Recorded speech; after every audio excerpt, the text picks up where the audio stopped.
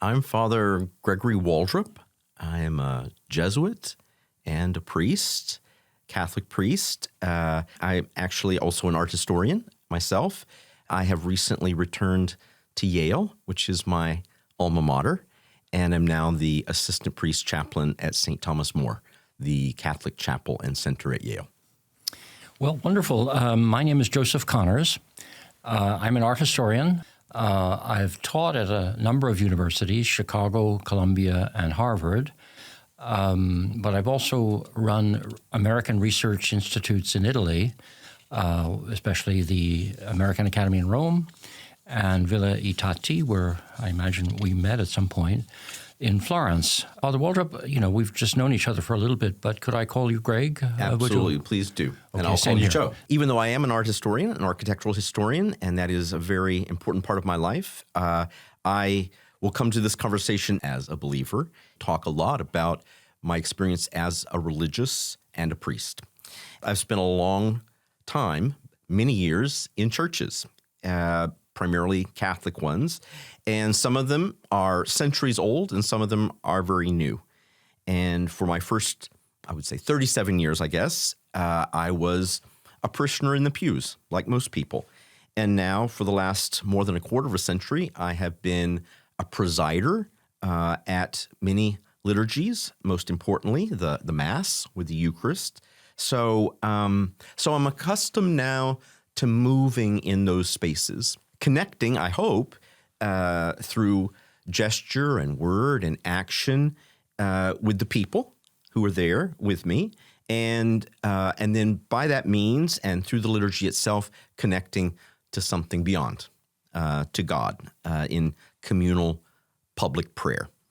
So I've seen how people occupy what we describe as sacred architecture, sacred space, and how they use it, including those who are sort of functionaries in the liturgy, the deacon, if there is one, or Eucharistic ministers, lectors, acolytes, music ministers, for example. That's my experience of architecture. But I did actually even spend a brief period of time in architecture school before I figured out that history was more my game. My PhD studies focused on the Italian Renaissance. So we both are lovers of Italy and both are well acquainted with Rome. I've spent a good deal of time, years, living in Rome. One last thing I might want to say as a kind of extended introduction of myself is that in my latest stint as a professor at Loyola University in New Orleans, I was deeply involved in the design of a new chapel. And so I was involved in a project that put together a plan and saw over a lot of time the implementation of the plan, and finally the dedication of that chapel on which is called the Chapel of St. Ignatius on his feast day, July 31st of this year. So it's brand new, and I think maybe that's something that we can eventually talk about. I appreciate your extended introduction of how you come into this whole topic of sacred space. For me, I come into it as an art historian, but really as a professor, as a teacher. Most of my life has been trying to deal with students, at least the best parts of it. And most American students come at my field with some with a chip on their shoulder. Baroque art, what is all that about? Isn't that all excess and theater and insincerity and propaganda and so on? So some, on the other hand, when you get to teach on site in Rome, which I've done a lot, they can see the grandeur of these spaces that we treat as historians, but they'll come up against a second problem, body parts repulsion. They'll look at a St. Rose of Viterbo in her coffin, or a withered arm, or maybe even worse, a set of incredibly beautiful gilded monstrances and so forth, reliquaries, a whole display of reliquaries filled with relics of fingers and bones and elbows and arms and skull caps or caps of skulls and so forth, and say, what does this have to do with religion? This is repulsive. And thirdly, students, even the best students in art history, say, well, what is art? Well, art is those beautiful paintings we see in museums. Isn't that pretty obvious? And I'll say, well, how did they get to a museum? And where were they before? And the answer in many cases is on the back of an altar. Many cases in private collections too and so forth. But in the world of Renaissance and Baroque, in many, many cases, they were there for people who really believed in what was going on. And our job is, as historians is not to convert to any sort of belief, but to say, what did those people believe? What did they, the people who paid, the people who painted, the carpenters who put it all up, what did they really think when they were creating these works of art? That might be quite different from what you think when you walk through a museum in a leisurely way and have no idea of where they really were. So these are the problems I have to overcome as an art historian. Great. Wonderful. Well, of course, the delightful task that we've been set is to talk about sacred architecture. And I can't help, as a former English major at Yale, to start with words and to really sort of query a little bit, what is sacred architecture? What makes it sacred? What would you say?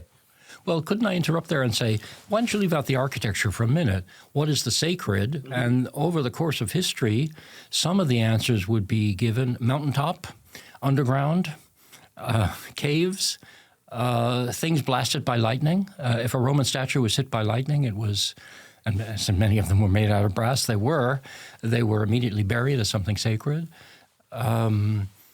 If you read the Gospels, when 2 or 3 are gathered together in my name, says Jesus, that's a sacred event and so forth. What if we just left out the architecture and say sacred has nothing to do with architecture? Mm-hmm. Why should we put the architecture back in your experience? What do you think? Because human beings are driven to build. And they're driven to build things for really important purposes, the first of which, of course, was shelter. But eventually, over time, they're building in ways that respond to profound needs beyond simple shelter, but that speak to other cultural practices or beliefs or superstitions or concerns that they have, and they build structures, buildings, in which to carry these things out. And so for me, I wouldn't actually take any exception to leaving it out, but I do think that, the task that we have here is to talk about buildings. And for me, when I think about sacred architecture, there are two things for me. The idea that the church as the people, so the church as the people of God. So as you said, that kind of gospel definition of bringing people together, assembly, which is what church means, or the structure itself. I naturally tend to emphasize the experience, the people themselves, but immediately I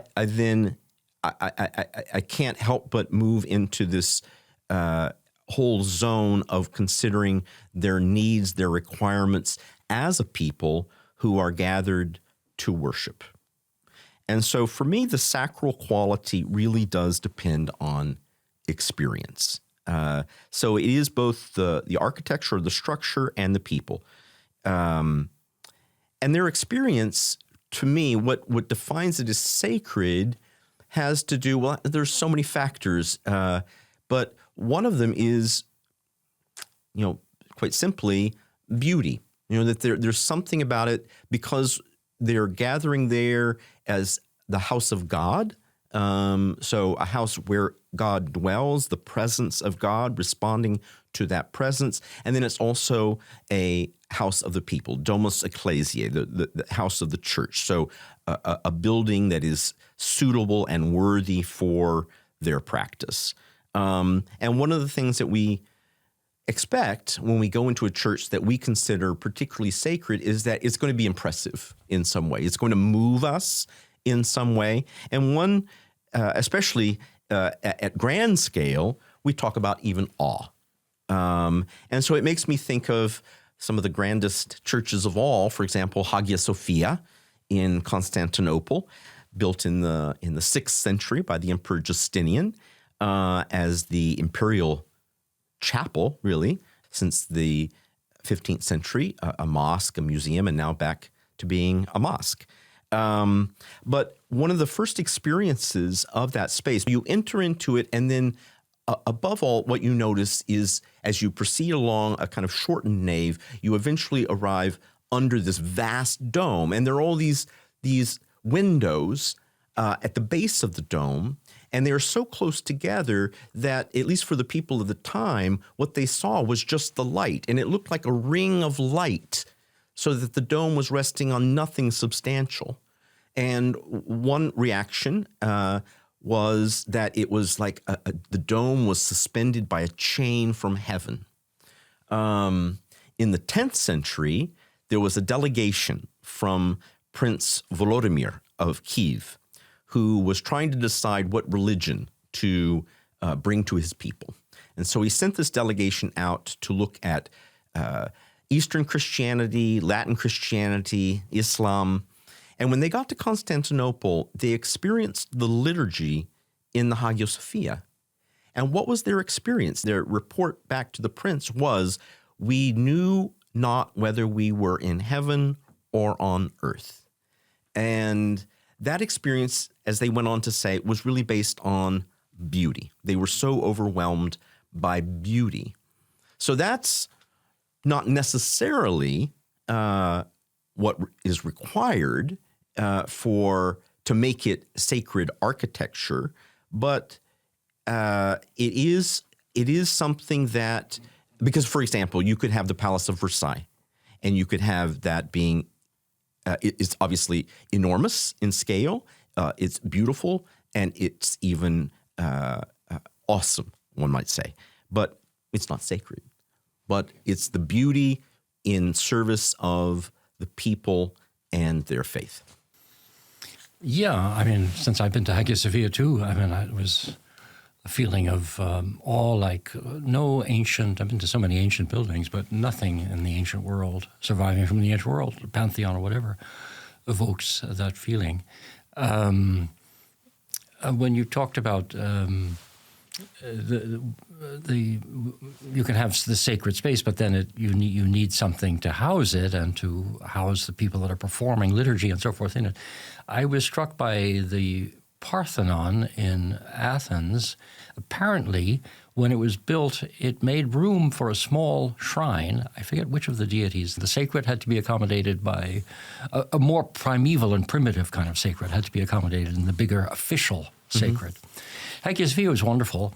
My students sometimes get a bit upset when they learn that it was built because Justinian suppressed a riot by having his soldiers go in and kill 20,000 people in the circus, and then it was built in 5 years, which meant he had been planning building it long before, and he needed an excuse, and so on. So that, I guess one has to say that those lives went to a good cause if we have then millennia of a beautiful building. But it is upsetting when you look at the relationships Absolutely. of power and grand buildings. Money comes from, I mean, every grand building you can talk about, you can say, what about St. Peter's is fantastic. Yes, but it's built on the backs of indulgences, peddling indulgences. What about the Parthenon is built on the back of an Athenian empire, which forced the whole empire to put its gold into Athens. And I don't know if we can think of too many very grand buildings that aren't built on the basis of some expropriation of something. Also, when you mentioned Hagia Sophia, it reminded me as a teacher, a class I used to love to do was the architectural history, I must say, of the West. Wasn't competent to do India, Japan, and so forth. But a general thing from the Parthenon to Frank Lloyd Wright. And I began to realize that I had to tell the students that almost every great building you have here before Frank Lloyd Wright was built for some other culture and religion than the one that preserves it now. The Parthenon was not built to be a church, and yet it was a church and then a mosque for an almost a long time. The Pantheon was not built to be a church. It was expropriated. The Hagia Sophia, of course, was not built to be a mosque, but is a mosque. The Pantheon in Paris was not built to be a monument to les hommes illustres, les grands hommes. It was built to be a church of Saint Geneviève, and yet was taken over by a revolution. Or you can go up to the modern times and find that almost everything we treasure and study, the Taj Mahal, for instance, is cared for by a predominantly Hindu country, or wants to be a predominantly Hindu country, which disdains the values on which this Islamic building was built. And yet, of course, it's one of the most famous symbol of India in a way. Almost everything is, my metaphor is a beached whale. You have to remember you're dealing with beached whales that are not floating anymore, or somehow, or have to be refloated. It's disconcerting in a way.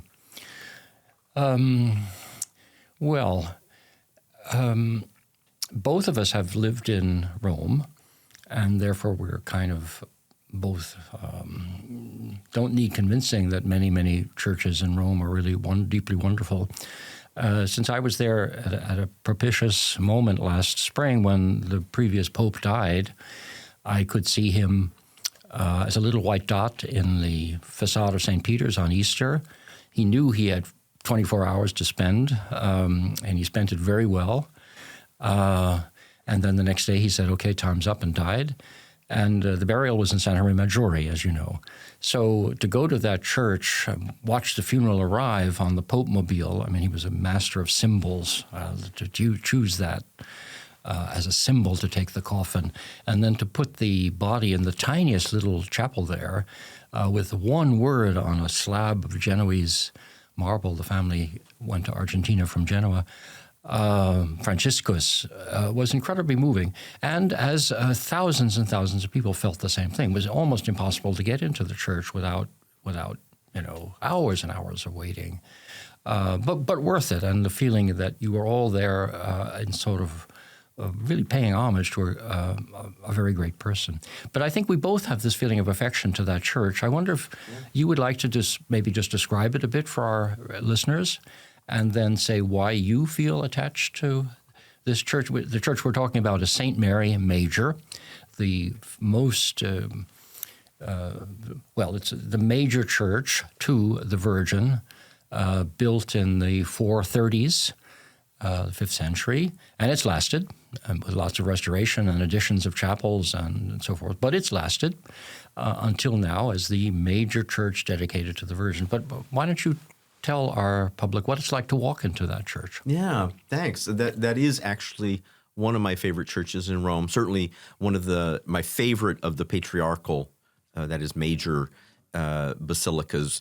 And you walk in, and for me, especially as an art historian, and I talk about this with my students, walking in, it is based on the Roman basilica plan. So to wonder what a Roman basilica would actually look like with roofs and with a roof and walls and decoration, we can sort of see and imagine by walking into Santa Maria Maggiore or St. Mary Major. So there is an expression that I like to use, especially with relation to architecture and decoration, an aesthetic of profusion.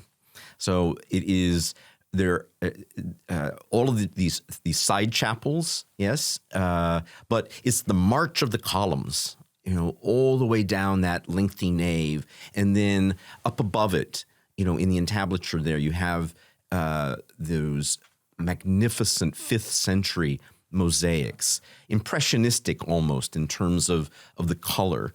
And I've often wondered about the experience of them from below in the 5th century, what that would have been like. Because for me and for my students, it's quite difficult to decipher what's going on. But they're magnificent. And then you go towards an apse, which, as you said, is an addition. The original apse is missing, so it's a new medieval apse with more magnificent mosaics and a grand baldacchino over the high altar.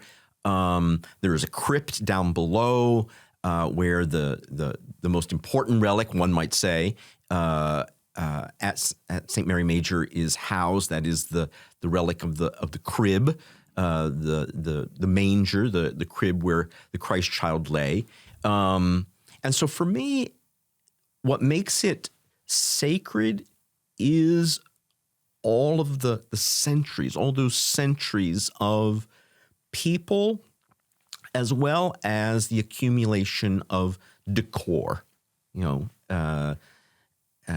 To use a word that maybe isn't worthy to really describe, to capture what you have there, but it's the accumulation of time, the idea that generations and generations over centuries have stood there, have knelt there, have prayed there, have experienced the liturgy there. I sort of feel their presence. And for me, that is one of the things that make it sacred, more so than the profusion itself. And you spoke about the more sort of materialist realities behind architecture.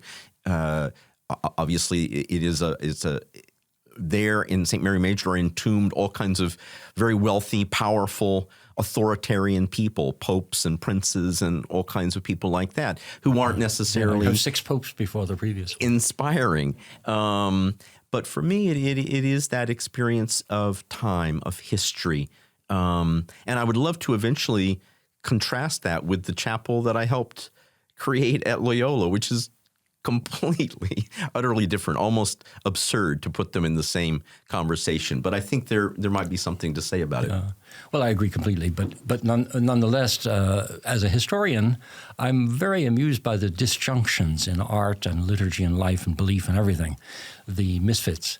So, for instance, you mentioned the March of Columns, right? You get to the end of the nave and aisles, and you have what's, in a very funny way, called a triumphal arch, which is a vast screen, basically, with mosaics on it and kind of strips, like comic strips, that date to the 430s, so among the oldest Christian art we have.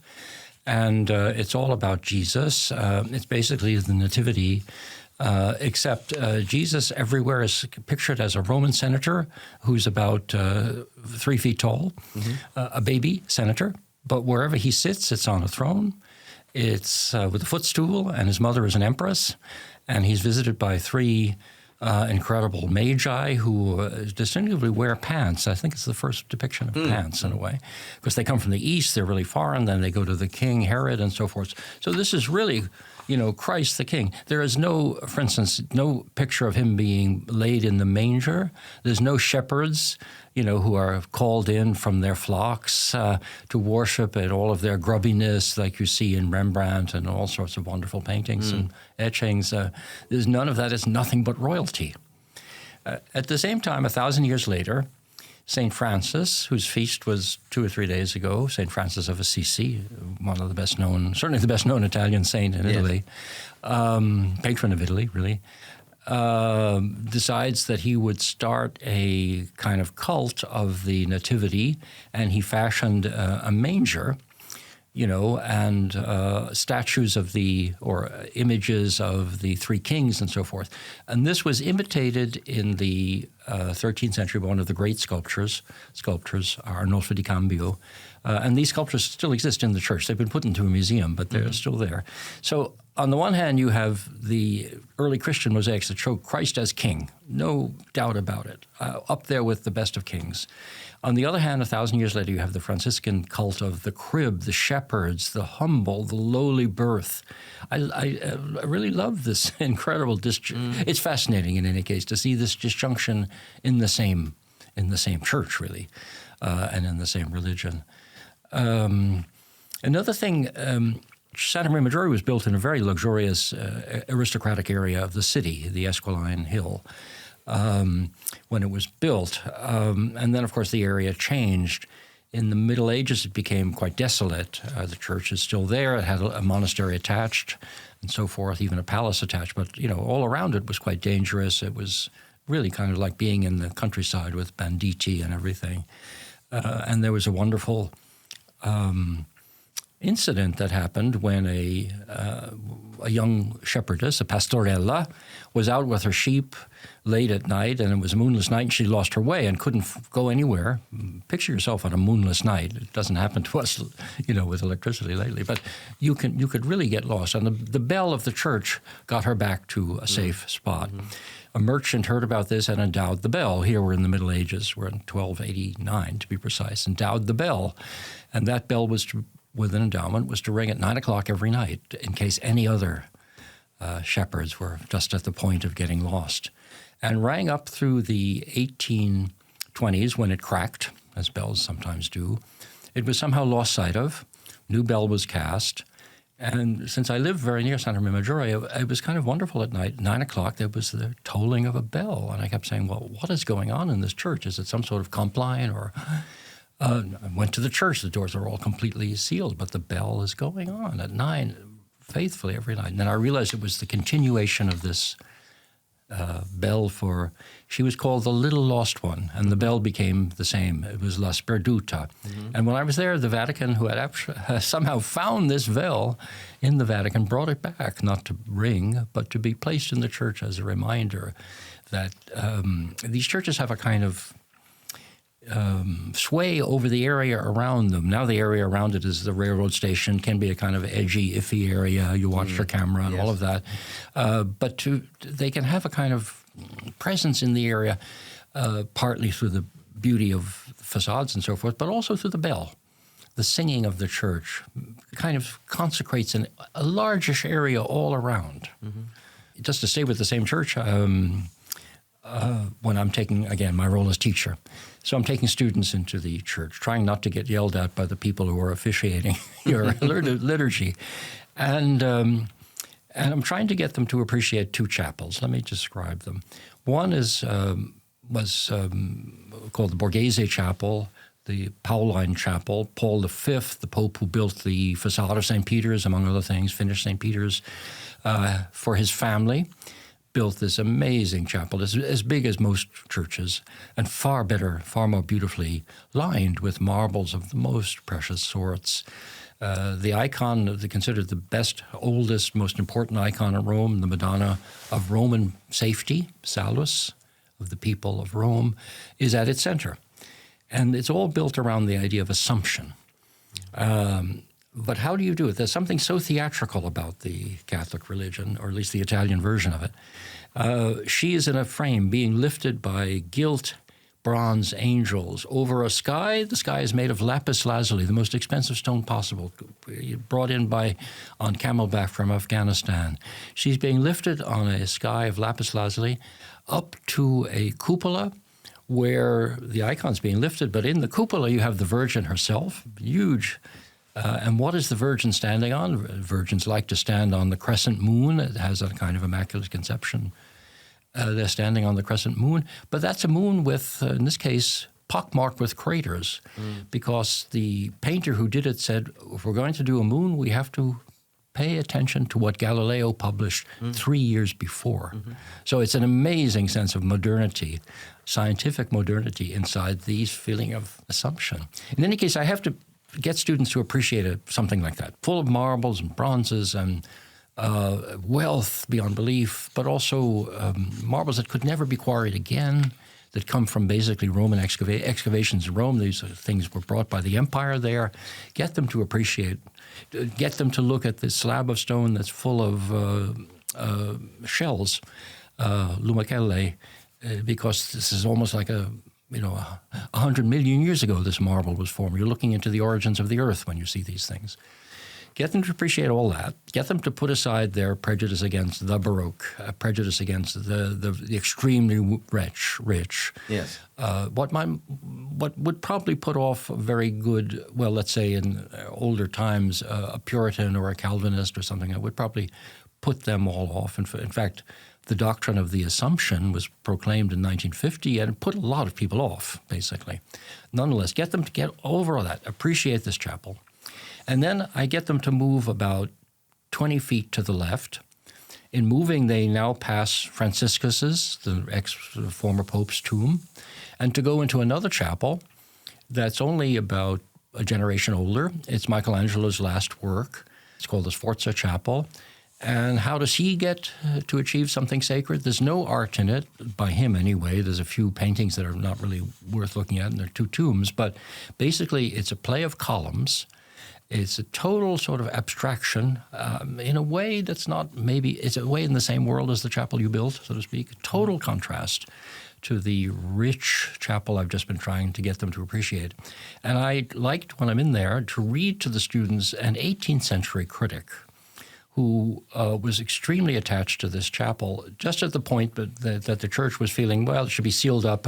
It really doesn't count. Old Michelangelo wasn't worth it, and so forth. And this critic says, the chapel is crude in comparison with the many elegant marble-clad chapels of Rome. It's entirely of travertine, as the critic says. But the design rises with magnificent simplicity from the power of Buonarroti's genius.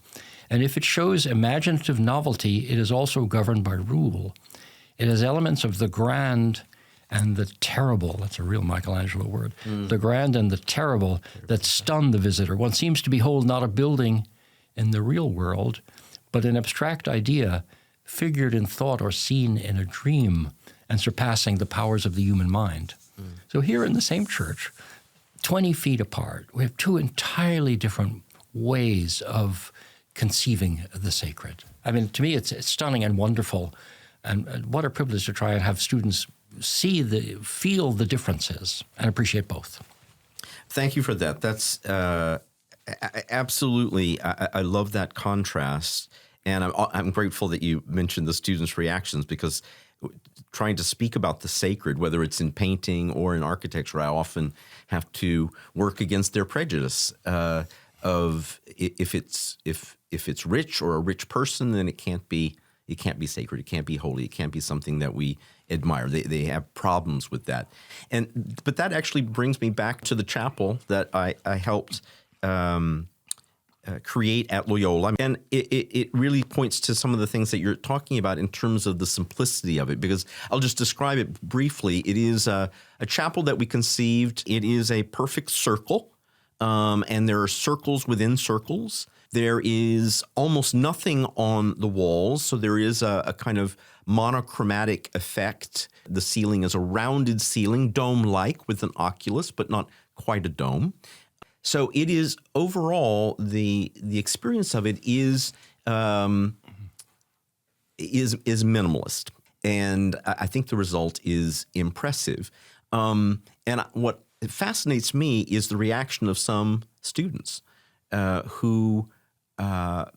Some of these same kinds of students who are prejudiced against a more lavish style from the past in art or architecture, who have a prejudice against it. How can you bring the holy and the material together in that way?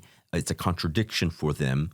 There are students who do not like the new chapel, precisely because it is so, for them, plain, to the extent that they would even say it's not Catholic.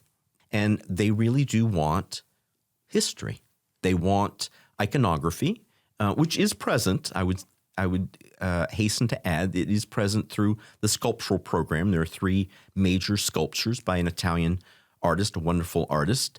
So there is iconography, but they want nooks and crannies. They want little places you can go and pray. In Santa Maria Maggiore, there are thousands of places that you could go. And in this space, it's round, circles within circles, the symmetry.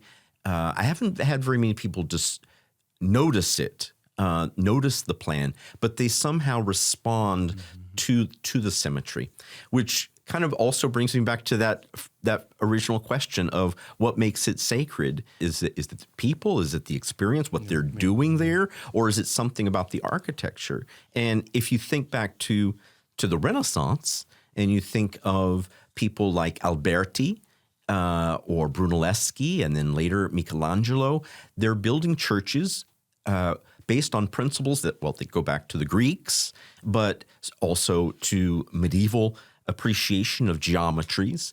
And they're creating churches based on what they understood to be harmonic ratios, these perfect ratios, 1:2, 1:4, 1:5.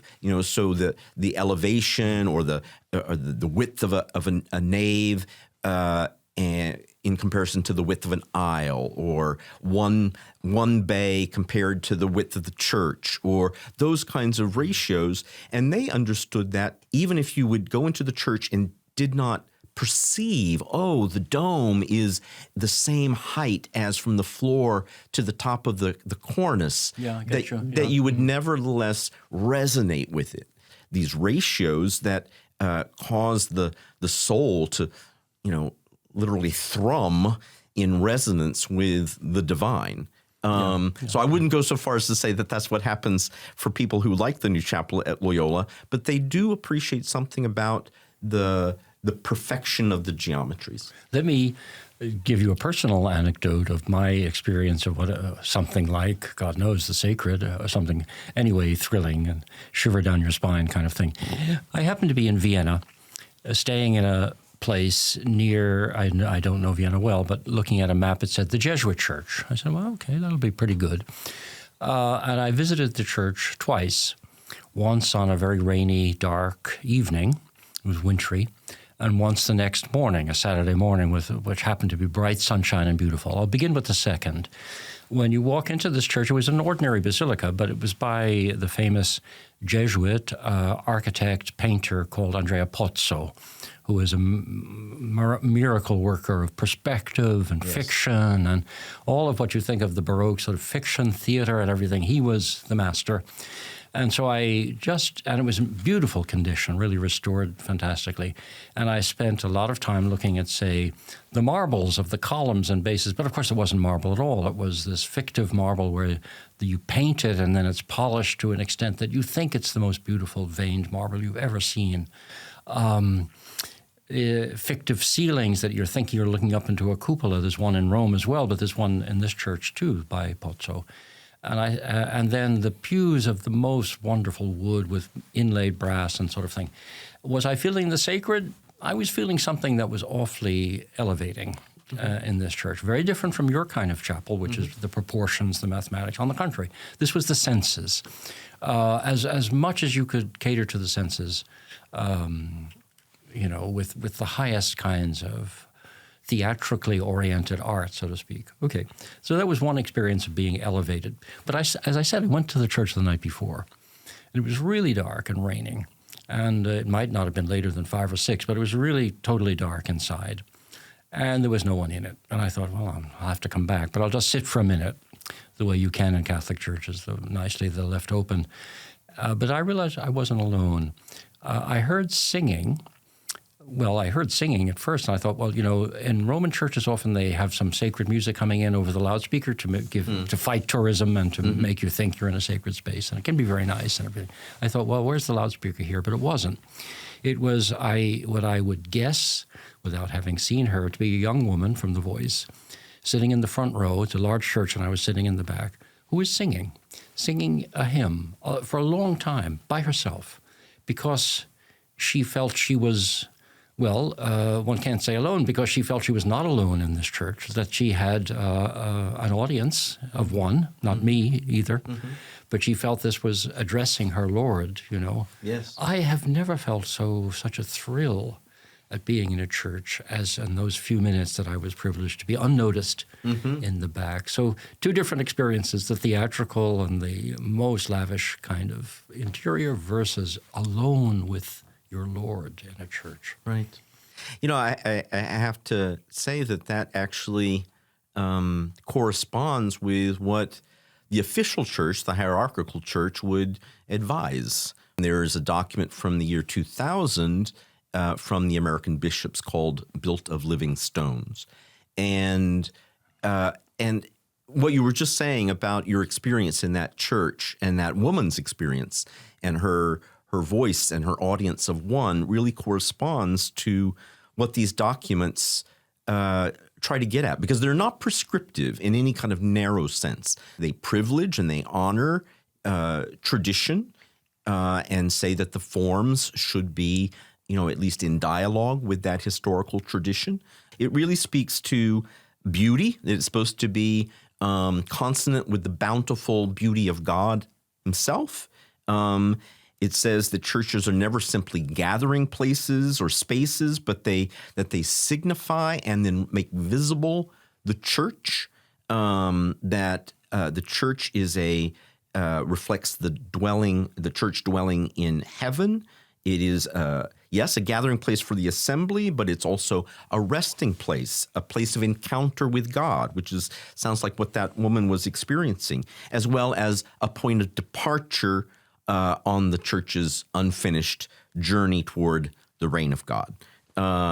So the church's dictates or guidelines are really about God, that somehow it is consonant with God, worthy of God, that it is worthy of the people, and that it speaks to a particular place and time and to a particular people, and that it speaks to those people as church. Over the years, I've been very attracted to churches in Italy, which come out because of incredible disruption. Mm-hmm. You have a Madonna in a hayloft, and these Madonnas are always extremely primitive. They're not high art. You have a Madonna at the end of in the wall of a bathhouse. Bathhouse is not a very clean, cleanliness-oriented kind of epic.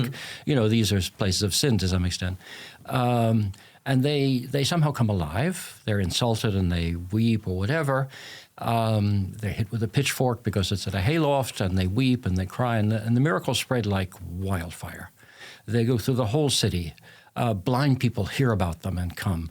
And they come, and in some cases you have a congregation at night in the rain with no light but lightning, and they will not give way. The papal troops come and say, disperse, disperse. We're not in favor of this. This is not a real miracle. Get out of here. And yet there's a kind of conflict building up to the boiling point. But a resolution is reached, often with the introduction of, say, one of the wealthier ladies of the area who will sort of take both sides. And eventually these miraculous disruptions take the form of churches. Well, why? Where are they? They're in the neglected areas of cities that are underserved by the institutional church. Something is needed that's not being given to them. And this disruption, this eruption into the urban fabric produces a church which sometimes even changes the area of the city they're in. Mm-hmm. They're in peripheries which are hardly, farmlands and so forth. I was thinking of a quote. In fact, it may be a way for us to kind of draw this to a close, but that I was reading in a book just recently. This is the New York Times columnist Ross Douthat has a book called "Believe: Why Everyone Should Be Religious," where he's trying to make a intellectual argument, and religion and religious belief is reasonable.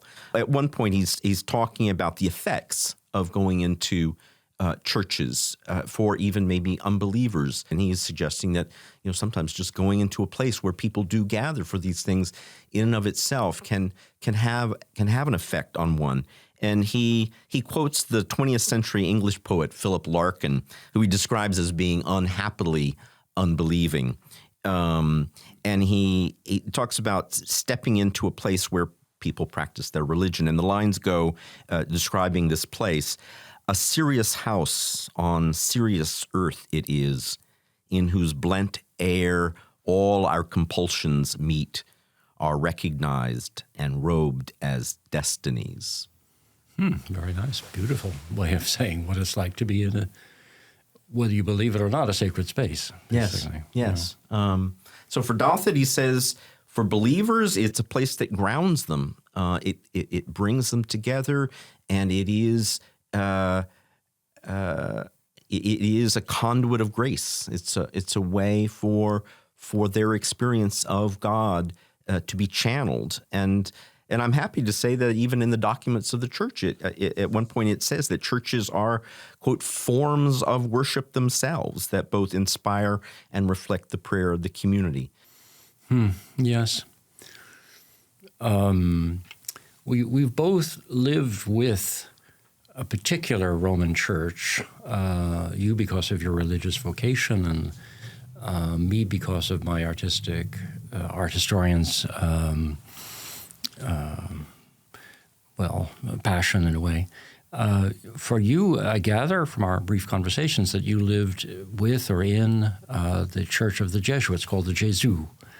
I did, in the Casa Professa next door. Casa Professa next to it, a very famous part of Rome. I, on the other hand, for years was quite taken with a church from the same period, we would call the Counter-Reformation, called St. Mary of the Little Valley, Santa Maria in Vallicella, and really studied it. I'm down to the point of documents and archives and climbing up to the top of the church on the roof and over the vaults and, really close. Mm-hmm. But I wonder if you could tell me, as we might wind up with the idea of how one forms a personal relationship with one of these complex churches. And then I'll tell you what I think about my personal relationship. These were some of the most privileged years, really, of my life, living there in proximity to the church, so right next door with access to it, as well as the rooms of St. Ignatius, where he had actually lived the last 16 years of his life. And but for the church itself, one of the wonderful things, of course, was within reason, I had access to it all the time. So when it was closed at lunch or in the evenings, I could go there. I was sometimes master of ceremonies at liturgies there, so I was moving furniture. I was thinking about how when it's going to move. What am I going to do with this cardinal? What am I going to do with these 50 concelebrants?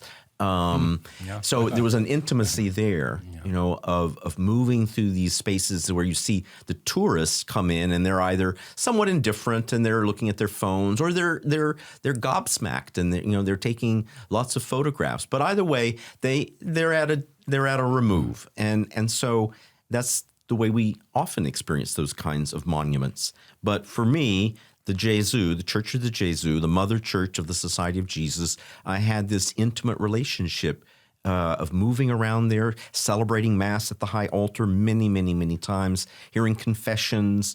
And so the program of the church originally was based on St. Ignatius's spiritual exercises.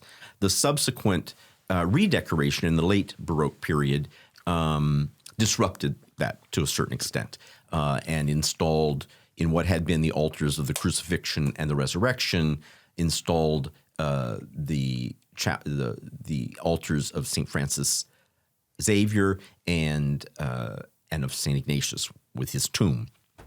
And some of the paintings, Napoleon carted away some of the paintings, and so the ceiling, was not a part of the original decoration. It took a long time for them to complete things.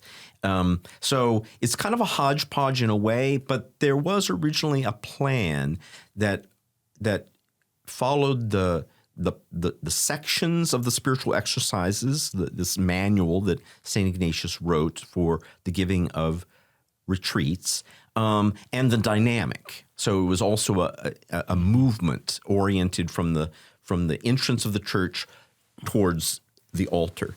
So I experienced it as a young Jesuit, very much a part of my tradition, and so I've done the spiritual exercises many times. I've done the full 30-day exercises twice. I do an annual retreat. So this is just a part of my life for the last 36 years. And there I was in a church that St. Ignatius did not live to see, but had hoped would be built, and he left instructions about certain things regarding it.